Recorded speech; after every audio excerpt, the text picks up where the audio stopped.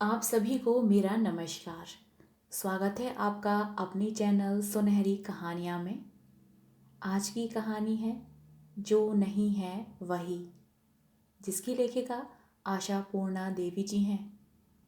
कहानी शुरू करने से पहले मेरा आपसे विनम्र निवेदन है, यदि आपको मेरे द्वारा सुनाई गई कहानियाँ पसंद आती हैं तो कृपया कहानी को लाइक, शेयर और चैनल को सब्सक्राइब कीजिएगा।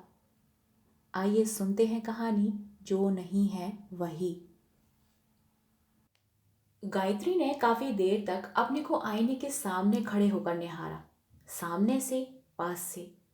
आखिर उसके चेहरे में ऐसा क्या है, ऐसी क्या खूबी है कि जिसके चलते उसे संसार के सारे मर्द उसकी ओर ललचाई नजर से देखते रहते हैं। कम से कम श्रीपति की तो यही धारणा है। इस धारणा को क्या बदला नहीं जा सकता, जिसके चलते श्रीपति को न तो तनिक चैन है और न गायत्री को टुक आराम। अवश्य ही बदला जा सकता है। मर्द जात की आंखों में सचमुच लुभावना बने रहने की इच्छा होने पर एक तरह के गौरव का बोध तो होता ही है।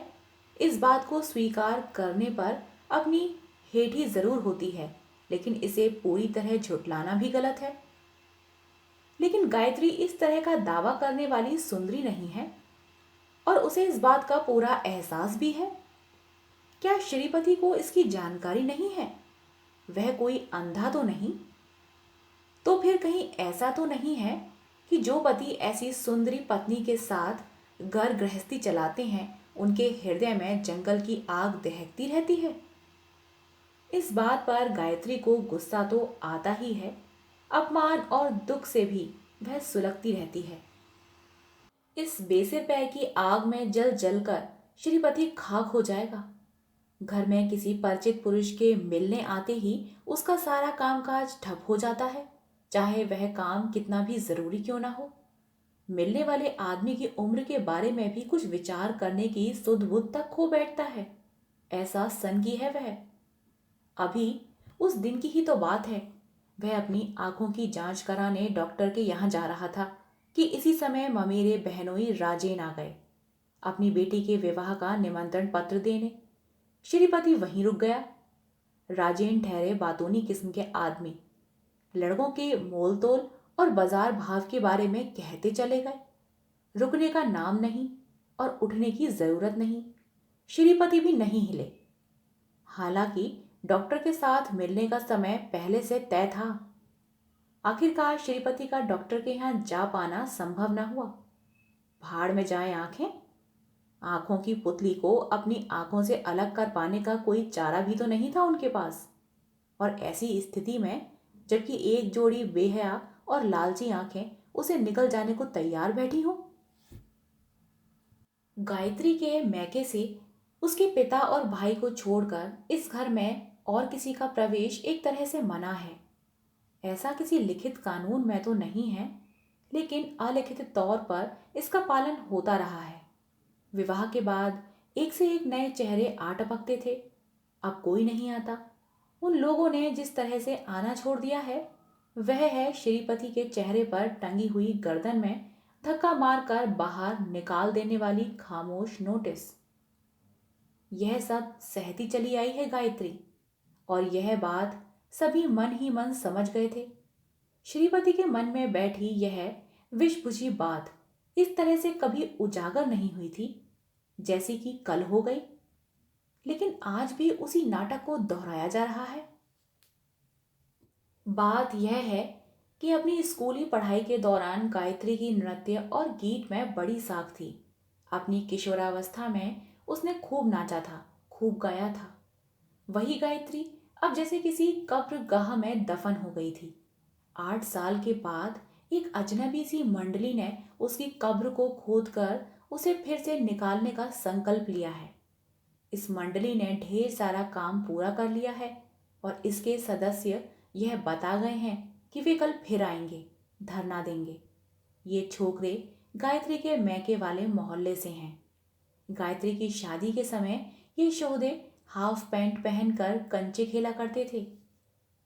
आज सबके सब बड़े हो गए हैं, बड़े लायक हो गए हैं और उन्होंने एक समिति बना ली है। पता नहीं क्या नाम है, बड़ा लंबा चौड़ा सा। कोई सूखा राहत या बाढ़ पीड़ित कल्याण समिति बनी है। उसी समिति के तत्वावधान में भूखे लोगों की भूख मिटाने का रोजगार अभियान शुरू किया है और रंगारंग कार्यक्रम का आयोजन किया जा रहा है। पता नहीं इसमें टिकट लगाकर क्या सफेद स्याह होगा और खाक तमाशा होगा।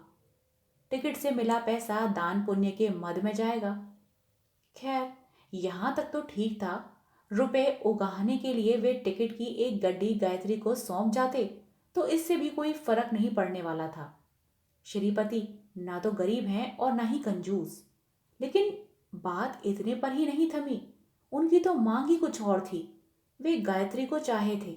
कहने लगे, गायत्री की आवाज चंदे की मोटी रकम से कहीं ज्यादा कीमती है। इसीलिए सारे आयोजन की कर्ता धर्ता रेखा दीदी को भी वे सब साथ लेवा लाए थे और धरना देकर बैठ गए। उनका प्रस्ताव सुनकर गायत्री पहले तो खूब हंसती रही, फिर बोली, मैं अब गाना वाना क्या गाऊंगी भला।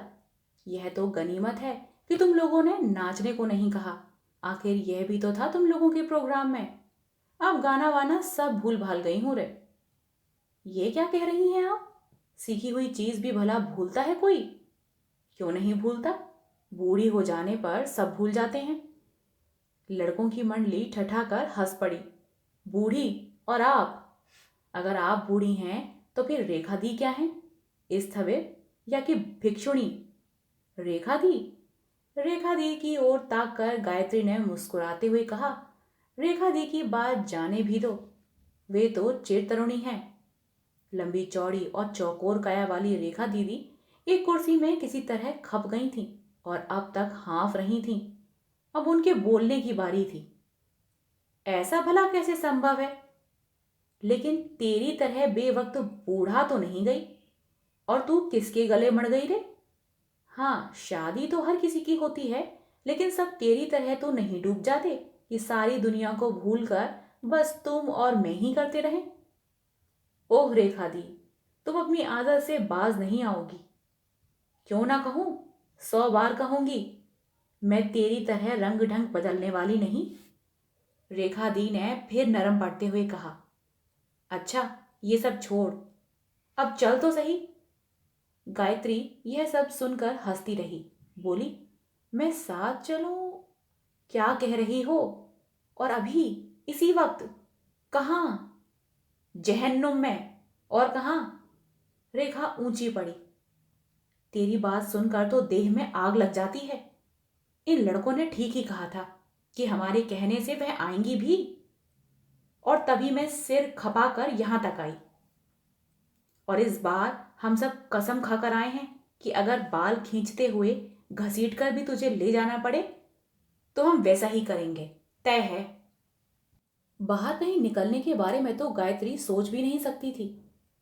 श्रीपति की अनुपस्थिति में श्रीमती गायत्री का जवान लड़कों के झुंड के साथ भटकते रहना और उनकी समिति के दफ्तर जाना, बाप रे, इसके बाद वह अपने घर वापस लौट भी पाएगी? लेकिन इस कड़वे सच को सबके सामने वह बता नहीं सकती।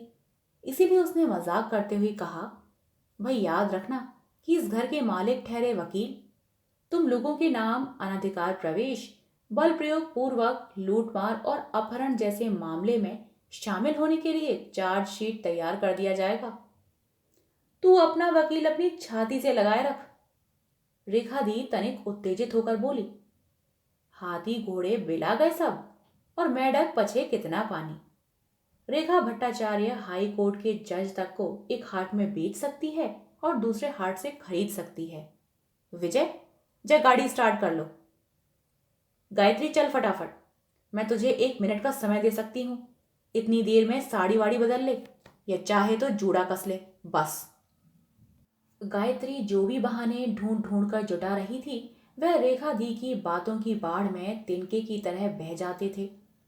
घर से 2-3 घंटे के लिए बाहर निकलना इतना मुश्किल है, वह इस बात को मानने के लिए अभी और कभी तैयार न थी। तू भी एक नंबर की घर घुसरी हो गई है रे, तभी तो घर से बाहर निकलने की जरूरत है। रेखा ने आगे जोड़ा, बड़ी भारी गृहस्थी है तेरी, मियाँ और बीवी, और उसका ऐसा रोना। अरे तुझे तो चौबीसों घंटे नाचते रहना चाहिए, ताता धिन धिन। और दूसरी तरफ मेरा घर, जहाँ सुल्ताना डाकू के चार चार जेबी संस्करण हमेशा ठाएं ठाएं ढिशुम ढिशुम करते रहते हैं। वहां भी मैं सिर उठाकर खड़ी हूं, और तेरे मुकाबले तो सचमुच बहुत आजाद हूं। गायत्री उससे और कहाँ तक जूझती। फिर भी उसने एक बार कोशिश कर देखा। बात मियाँ बीवी को लेकर ही तो है। जब वे घर पर आएंगे और देखेंगे कि पंछी पिंजरा छोड़कर उड़ गया, तो वे बेहोश ही हो जाएंगे। अरे जाने भी दे, बहुत सुन चुकी हूं ये सब। घर वापस आकर आंचल की हवा कर देना। एक बार की ढेर सारा पुण्य कमा सकेगी।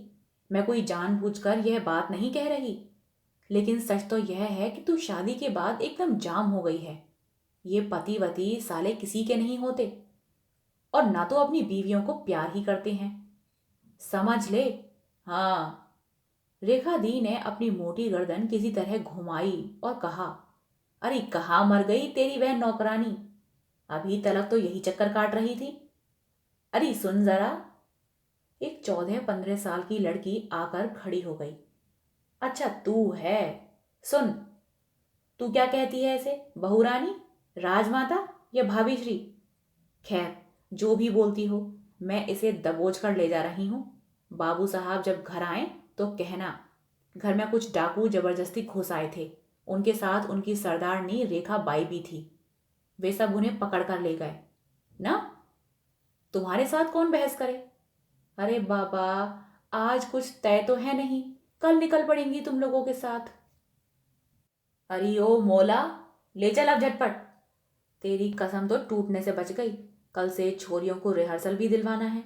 चल, वहीं सब तय तमन्ना करें, किसको कैसे सजाना धजाना है। और ये छोकरे सब कम वक्त अपने अपने गुलमच्छों पर ताव दिए फिरते हैं, और यह कहकर मस्ती मारते हैं कि यह सब भार तो रेखा दी पर है, जैसे रेखा दी की ही सास मरी है। और अब तो ले देकर सिर्फ 4 दिन हाथ में है। तो अब गायत्री क्या करे? खैर, इस शर्त पर कार में बैठी कि उसे शाम के 5 बजे तक घर जरूर पहुंचा दिया जाएगा। हाँ बाबा हाँ। रेखा दी ने चुटकी ली। ओह, तेरा भी खंबा बड़ा भारी है रे, एकदम हिलता नहीं। मैं तो भगवान से यही मनाऊंगी कि अगले 7 जन्म तक किसी वकील के पल्ले ना बंधना पड़े। क्या रौब है, दाव है। नौकरानी को 1000 तरह से समझा बुझाकर गायत्री घर से निकल पड़ी थी। आपको ले जाने में जितनी मेहनत करनी पड़ी है गायत्री दीदी, इसके मुकाबले गंधमादन पर्वत को उठा ले आना कहीं ज्यादा आसान होता।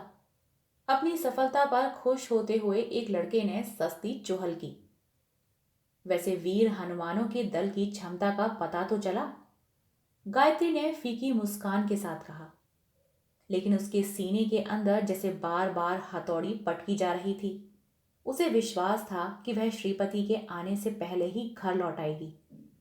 लेकिन उसका यह विश्वास भी न जाने कब कैसे जाता रहा। ऐसा ही होता है। सूखा राहत के दुख से द्रवित ये महामानव जिस तरह से चौकड़ी जमाए बैठे थे, उससे यह जान पाना मुश्किल न था कि वे सब अपने किसी दोस्त की शादी में बाराती बनकर बैठे हैं। सबके सब अपनी अपनी परिकल्पनाओं में डूबे थे। हवाई मंसूबे, रंगारंग झाड़ फानूस जैसे ढेरों कार्यक्रम जिनकी कोई गिनती न थी। इसके बाद सब में कतरमौत। आखिरकार शाम की काली छाया जब और गहरा गई, तो गायत्री को ख्याल आया कि 5 तो कब के बज गए, 95 मिनट पहले। गायत्री एकदम असहाय हो गई। वह उठ खड़ी हुई, लेकिन चलने को तैयार होने के बावजूद पता नहीं और कितनी देर होगी। अगले दिन आने का वादा लेकर ही सबने उसे छोड़ा। घर पहुंचाने कौन जा रहा है? रेखा दी ने पूछा। जवाब में किसी ने कहा, अपने शिवाजी भाई गाड़ी लेकर तैयार हैं। शिवाजी? यह कौन है भला? गायत्री को ऐसे किसी आदमी के बारे में कुछ मालूम नहीं।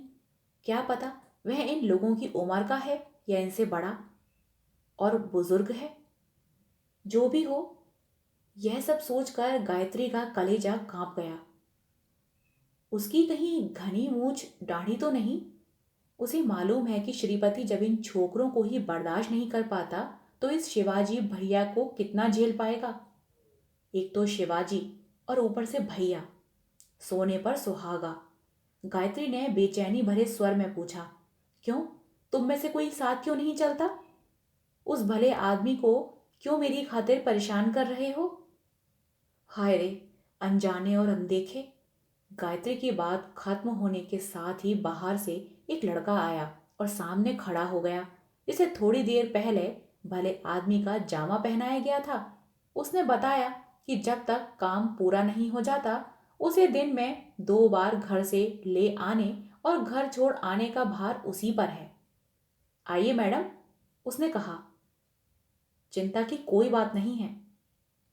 उसने तो बेधड़क अंदाज में गायत्री से निश्चिंत होकर चलने का अनुरोध किया, लेकिन गायत्री की चिंता केवल उसकी भलवंसाहट को लेकर ही नहीं थी, बल्कि उस परेशानी को लेकर थी जो भद्रता की आड़ में सामने आती है। रेखा दी का जीवन सचमुच कितना मुक्त है। उससे तो केवल ईर्ष्या ही की जा सकती है। उसके सामने गायत्री अपने जीवन के अपमानजनक पहलू पर भला खुलकर कैसे विचार कर सकती है?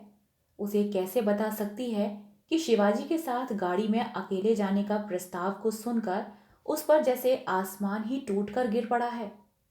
नहीं, यह सब उसे नहीं बताया जा सकता और आसमान के टूट पड़ने के भय को अपने मन से निकालकर वह बिना कुछ बोले कार में जा बैठी। कल आ रही है ना तू? रेखा दी के इस सवाल को टाला जाना गायत्री के लिए बड़ा मुश्किल था। उसने बनावटी गुस्से के साथ कहा, क्या होगा यहां आकर? कामकाज तो कुछ होना नहीं है, ले देकर वही अड्डेबाजी। मैं कल नहीं आ रही। ना आने पर आपको यूं ही बख्श दिया जाएगा? शिवाजी ने हंसकर कहा। सूखा राहत के लिए जी जान लड़ाने वाले को ठगना या ठेंगा दिखाना इतना आसान नहीं। गायत्री को कोई अच्छा सा उत्तर नहीं सूझा, इसीलिए वह चुप रही। उसकी मानसिकता अभी इस तरह की नहीं थी कि शब्दों को ठीक से नाप तोल कर और सहेज कर रख सके। पता नहीं आज भाग्य में क्या पता है। और शाम भी कम वक्त वहीं ढलती है जहां भूतराम का भय होता है। गाड़ी से उतरते न उतरते ही वह श्रीपति के सामने खड़ी थी। रेखा दी खुद पहुंचा गई। ऐसा ही कोई बहाना बनाकर वह आज की इस यात्रा को निरापद बना रखेगी, लेकिन इस बात की भी कोई गुंजाइश नहीं। हालांकि यह भी सच था कि शिवाजी कोई दैत्य या दानव नहीं था, एक साधारण सा युवक ही था। उम्र में गायत्री से 2-4 महीने छोटा ही होगा। श्रीपति घर के सामने पैदल टहल रहा था। घर आते ही उसने नौकरानी के मुंह से गायत्री के गायब होने की सभी कहानी सुन रखी थी और इसके बाद पिछले 2 घंटे से वह पिंजरे में बंद भूखे शेर की तरह चल रहा था। उसने ना तो हाथ मुंह ही धोया था और ना जल पान ही किया था। इस छोकरे को यार बनाकर कहां से पकड़ लाई? गायत्री कुछ समझ ना पाई। एकदम लोटन कबूतर जैसा लग रहा था। गायत्री ने तब तक थोड़ा साहस बटोर लिया था। मन ही मन में उसने तुनक कर कहा, यह क्या उल्टा सीधा बके जा रहे हो? वह एक भला सा लड़का, हाँ, एकदम दूध पीता बच्चा ही जान पड़ा। खैर, कहां से आ रही हो? जहन्नुम से। गायत्री के मन में आया कि यही कह दे, लेकिन वह बोल ना पाई। श्रीपति को कहाँ कौन सी बात खल गई है वहीं जाने। तभी उसने अपनी नाराजगी को छिपाते हुए कहा, कुछ न पूछो, आज अचानक दोपहर को अच्छी खासी मुसीबत गले आ पड़ी। पहले से न कुछ कहा न कुछ बताया और रेखा दी अटकी और फिर जबरदस्ती गले पड़ गई। ढेरों बहाने बनाए कि टल जाएं, पर वे टस से मस हो तब ना। टालने की इच्छा हो और गले पड़ी मुसीबत न टले, मैं ऐसा नहीं मानता। श्रीपति का तेवर वैसा ही बना रहा। आखिर माजरा क्या था, जरा मैं भी तो सुनूं। अचानक रेखा दी के प्यार में ज्वार कहां से आ गया, बासी कढ़ी में उबाल की तरह। आखिर कोई बात तो होगी। गायत्री ने खिन्नता दिखाई। आखिर तुम किसकी इजाजत से दर्जन भर छोकरों के साथ हाय हाय करती हुई घर से बाहर निकल गई? श्रीपति के स्वर में विषभुजा व्यंग था। यह ठीक है, कि श्रीपति इस तरह के कठोर शब्दों का इस्तेमाल नहीं करता था, और यह भी सही है कि ऐसा कुछ कहने का मौका भी गायत्री ने उसे कभी नहीं दिया। मौके बेमौके वह अपने मायके तक नहीं जाती, और न तो रास्ते पर आने जाने वाले रेडी वाले या फेरी वाले को ही कभी बुलाती है। मैं ठहरी एक खरीदी हुई दासी, यह मैं नहीं जानती थी। कहती हुई गायत्री खिड़की के सामने खड़ी हो गई ताकि खुली हवा मिल सके।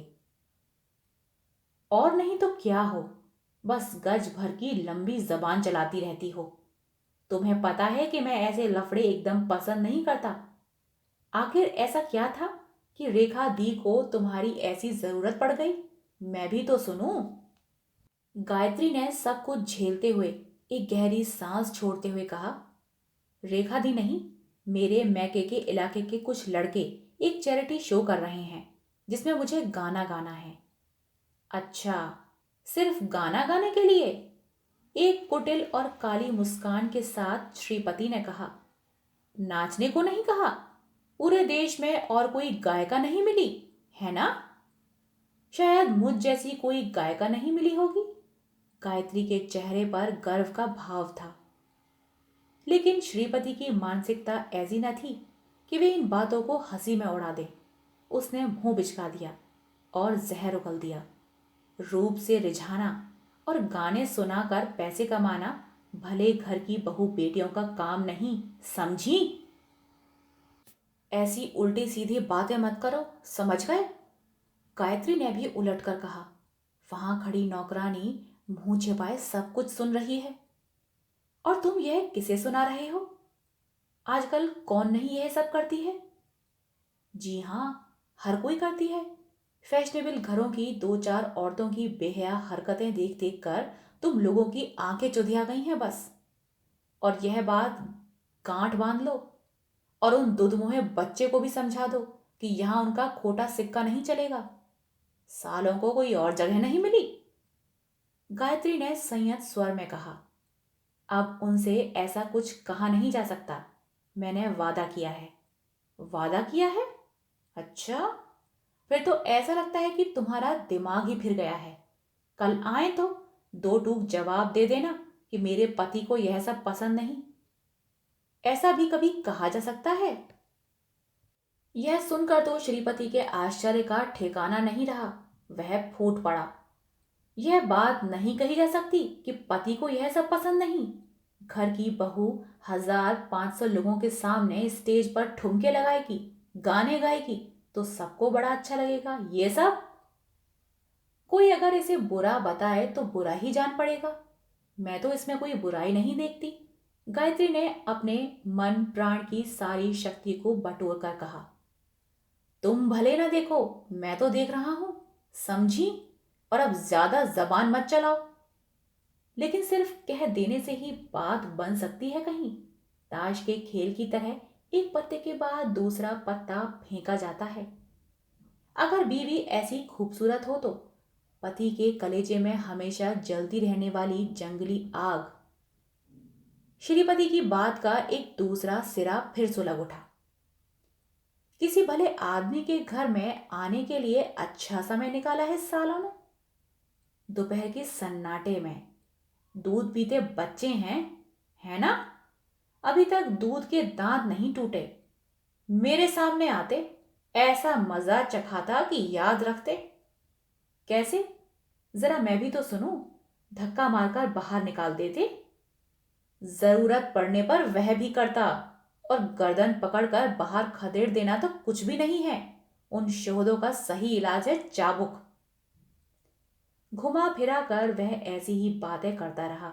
श्रीपति को होश नहीं था कि वह क्या कुछ कहता जा रहा है, और आखिरी बात कहकर वह जो वाक्य जड़ देता था वह तो जैसे मर्म को और भी पूरी तरह छील देता था। पति को यह सब पसंद नहीं, इस बात की रट लगाने वाली का सर कैसे झुका दिया जाता है, और ऐसी स्त्रियों का स्वभाव और चरित्र कितना ऊंचा होता है, श्रीपति को इस बारे में अच्छी तरह मालूम है। और उन्हें बस में करने का एक ही उपाय है, जूता। और श्रीपति ने इसी से अपनी बात खत्म की। बात इस तरह खत्म की गई थी कि गायत्री को आगे कुछ कहने का साहस नहीं हुआ।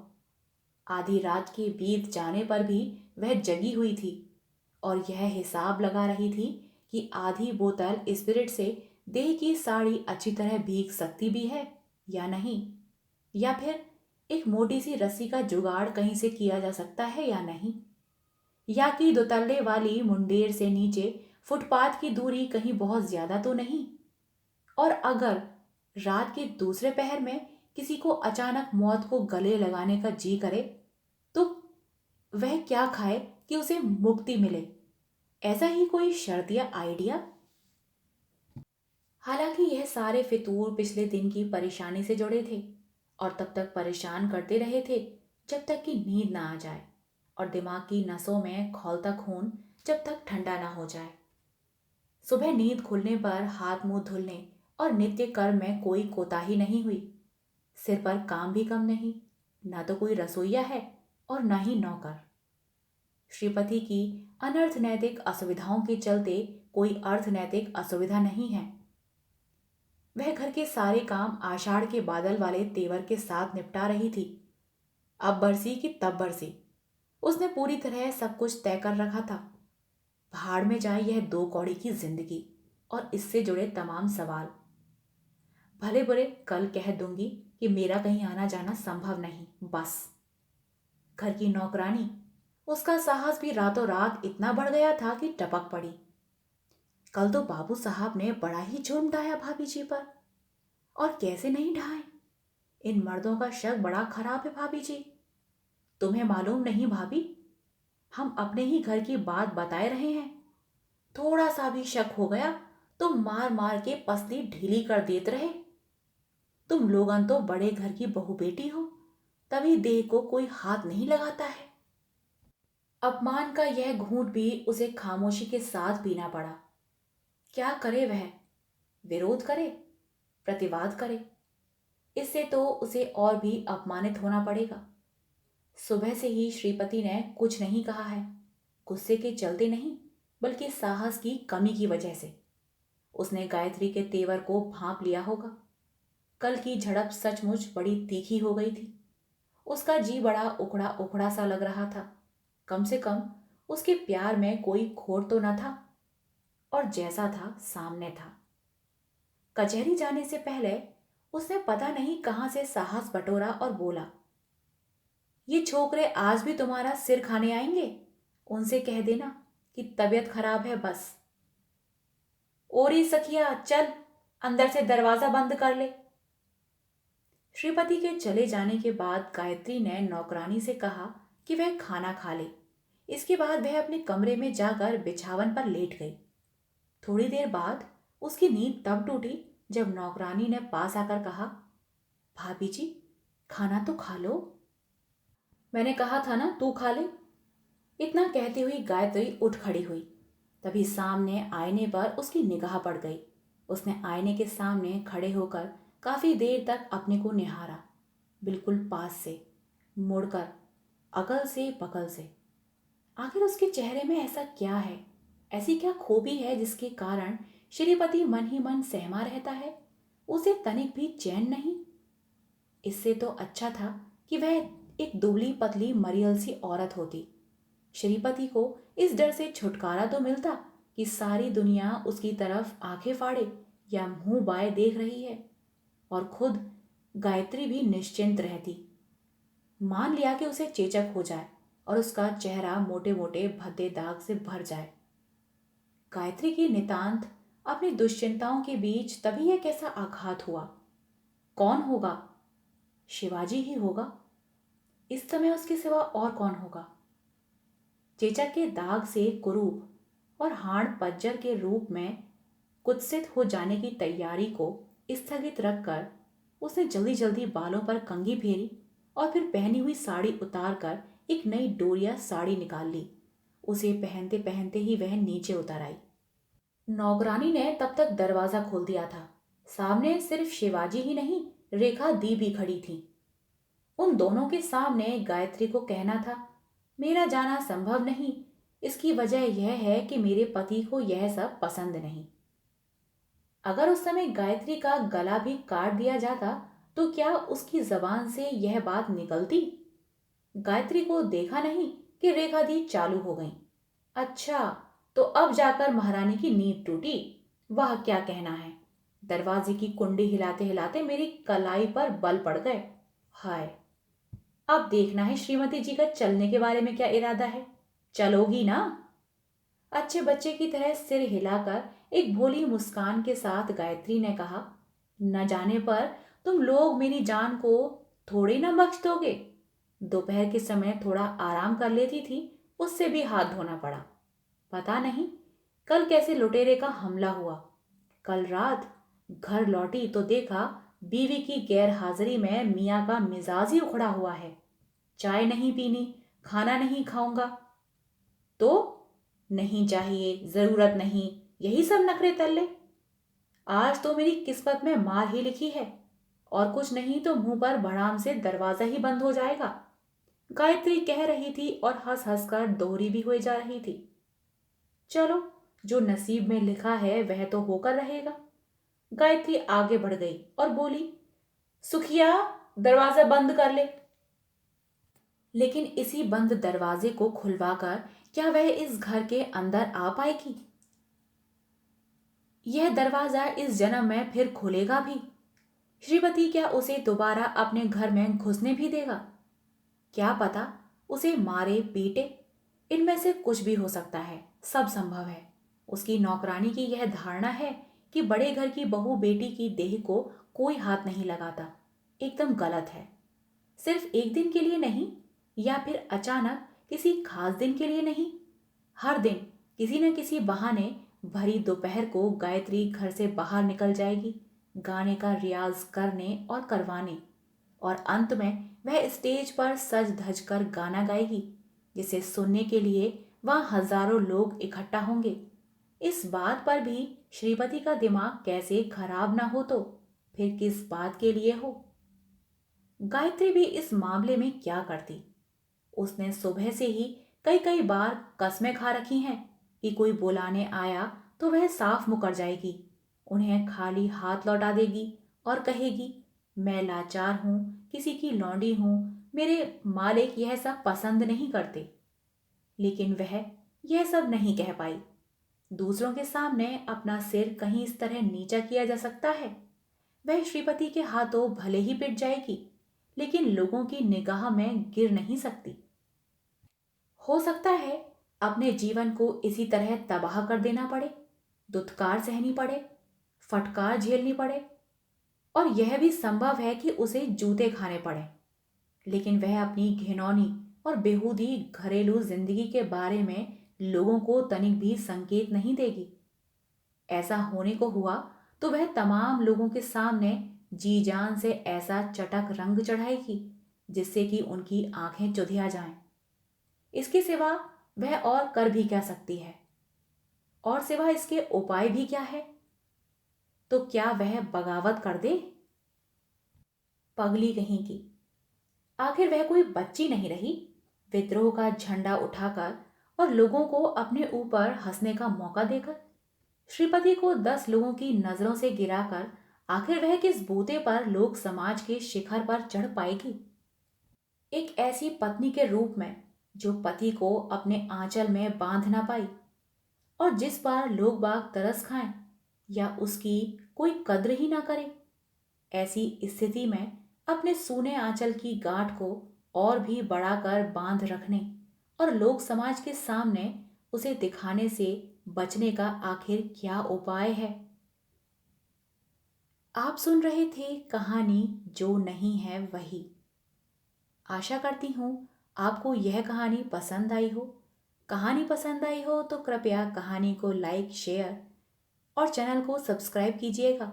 मिलते हैं एक नई कहानी के साथ, तब तक के लिए धन्यवाद।